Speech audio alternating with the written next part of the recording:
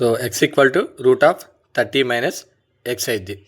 ఇప్పుడు మనం ఏం చేస్తాము, స్క్వేరింగ్ ఆన్ బోత్ సైడ్స్ చేసుకుంటాం. అప్పుడు ఏమైంది, x square equal to √30 minus x whole square, square root cancel అయ్యిద్ది.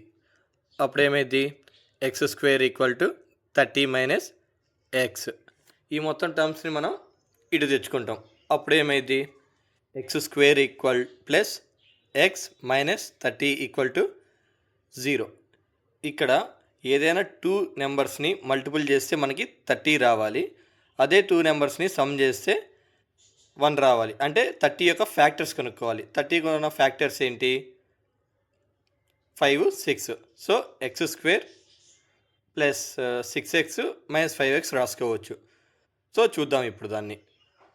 ఏం రాసుకున్నాం మనం ఇక్కడ, ఎక్స్ స్క్వేర్ రాసుకున్నాం. X square plus 6x minus 5x minus 30 equal to 0.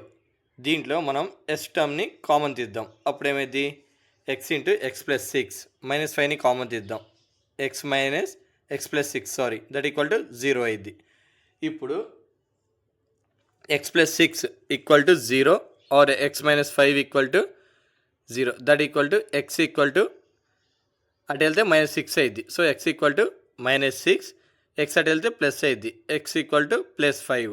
I mean ఏదైనా వాల్యూలో ఎక్స్ వాల్యూ నెగిటివ్ వస్తే దాన్ని మనం కన్సిడర్ చేయము. సో పాజిటివ్ వాల్యూ ఏదైతే వచ్చిందో అది దాని answer. So that equal to x equal to 5.